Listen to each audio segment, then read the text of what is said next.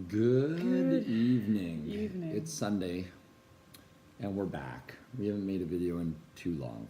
Seems to happen that we get in the routine and we're good, and then we get out of the routine and we're not so good. But we're back. It's the World Day of the Sick. And I'm not And- sick. I'm just ready for bed. She's ready for bed. Martin was She's ins- got a cup of tea, and she's Martin ready was for bed. inspired, and Well- I was in my bed.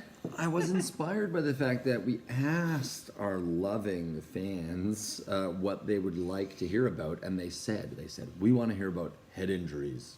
Well, one person said, "Hey, what about head injuries?" And then a lot of people liked that. Oh, they liked it. Oh, Yeah, okay. people liked it, and they I said didn't see that the we response. want to hear about. So I said we'll make a video tonight. So Okay. I made a promise. Anyway, so on the World Day of the Sick, what happens? We're sitting here at the table. The kids are in bed. Boom! We hear a boom, kaboom. Someone fell off of the top bunk bed. And you don't hear anything. That's That's it. the scariest sound. No crying, Is nothing. And then the Wow. Okay. So like I'm in doctor mode and like, okay, let's make the assessment. So basically we want to know this, like when do you have to take your kid in for assessment and when can you just watch and see what's going on? Because kids fall off of stuff and they run into things and they're running away from you and they run into corners of walls and which has happened to us, like your disobedient child running away from you and then bang, right into a wall or a door or something like. there's been Which- some comical happenings of that. If they were on, slapstick moments, right? Anyway, the point, boom, boom, literally turning around to run from you and run right into a door. Yes, or a drawer, something like that. Anyway, Yeah. your kids bash their heads, right? And obviously, this is different depending on age, right? So let's just give that legal proviso that be sure to consult a medical professional. Do not take this video as medical advice and substitute of a doctor. Okay?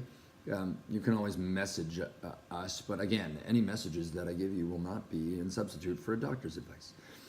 Anyway, the whole point is this. If your kid bashes their head, okay, you need to observe them for their normal behavior, right?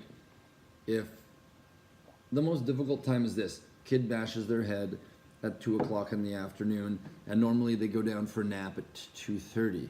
So they were already tired and ready for a nap. So you kind of have to see, well, are they more tired than usual? Should I still let them nap?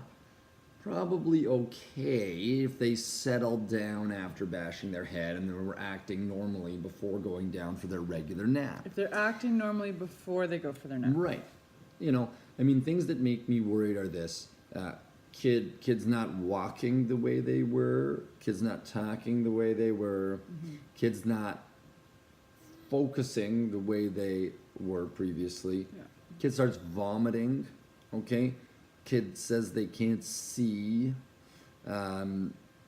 What else? Like I said, the clumsiness, that not walking the way they were before, okay? Now this could come on fairly suddenly. Like if your kid has a total loss of consciousness, like you come in and they're literally, quote unquote comatose, they're very, very drowsy and kind of lost consciousness. That's obviously something to be very concerned about. Take them to. Well, concussions, this is a common misconception, is that you don't have to lose consciousness to have had a concussion. So you can have a concussion without losing consciousness. But if you've lost consciousness, you've definitely had a concussion, okay? Did you take a kid for concussion? Not necessarily. Like if the kid has lost consciousness very briefly and hasn't had anything, weird like seizure activity, like, their whole body's twitching and maybe they've soiled their pants or something like that, I would definitely take them in.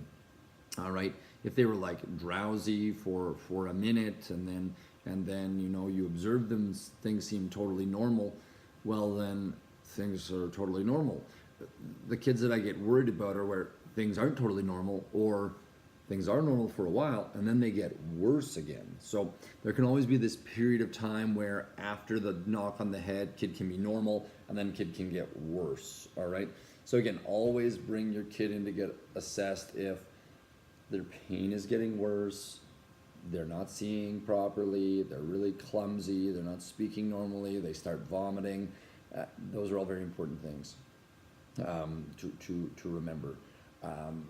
If your kid was very sleepy initially, and then seem perfectly normal, you just want to observe them, right? It may be reasonable to wake them up every couple of hours at night just to say like, oh, and then they talk normally and they respond normally to you. Just let them go back to sleep. Well, they're sleepy. Well, yeah, that's what I mean. Like if they act like a normal sleepy kid, then that's fine, right? But if they don't, then you need to have them assessed. And go with your gut. I mean, I see a lot of kids who bang their heads in all kinds of situations. Sometimes the parent brings them in within the first half an hour after something occurring, and all I can do is reassure them that at that moment things are normal when I examine them. But I give them the same advice as I've given you. Observe, observe, observe. And if you think something's wrong, bring them in. I'm always happy to reassure parents about stuff like this instead of having a kid at home with a serious head injury and parents not bringing them in, right? I was asked once that, like, how do you know when to bring them in? And from my experience, I knew. With our one guy, he fell off the bunk bed, and he was vomiting. Did he jump off? Yeah, I think he jumped. Yeah. They were jumping off the bunk bed, and he hit his head, and he's like, I can't see, and he was vomiting, and he finally was very sensitive to light. Like I very got my doctor sensitive, tools at home, yeah. so I was trying to examine his retina, and he was like, I couldn't handle the He would light, throw and then up. he started vomiting. Yeah. Even after I looked in his eyes, and I was like, this is not right. He was 5 at the time. So I finally had to look at Martin. I said, as his mother, if you weren't here, I'd be at the Emerge right now. And that's when I he took had him to to go. the Emerge. Okay, mommy instincts are kicking in. Okay. You know what?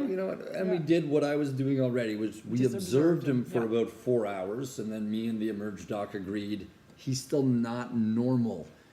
So we reluctantly sent him to the CT scanner, and honestly, he was perfect. We were there were prayers going out. Like I considered it. He was a miracle. Like something happened before he went into that CT scanner. Because when he came out of the CT scanner, he was perfectly normal. Different kids stopped puking. Like you said, even when Oh yeah, like he was lethargic, and then he would wake up and vomit, and then we're like, oh, this is still going on. This is not right. We should really CT scan his head.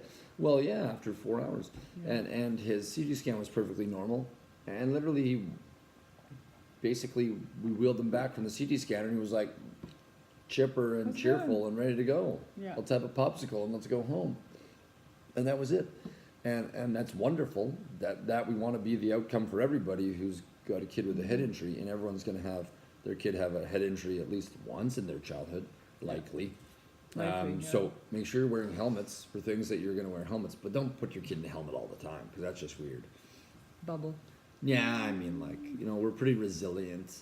I mean, even myself, I have had a number of significant head injuries and concussions, and I still got through medical school. And I'm functioning, plus or minus okay, right? Anyways, kids are very resilient. Yeah. And they can really take a lot and keep on going. So protect your kids. Protect their noggins. As Dr. Ray Grundy says, hold your kids tightly by the hand. Don't hold them too tightly because they gotta have to experience life. Yeah. And have a great evening, everybody, on this World Day of the Sick. We're praying for you. Pray for us, and send us your comments about what you want to hear about next week. I'm setting us up. Well, we did have that one person ask about abnormal cycles, so Abnormal maybe. cycles. But let us know. Coming out next week on At Home with the Doctor. Stay tuned.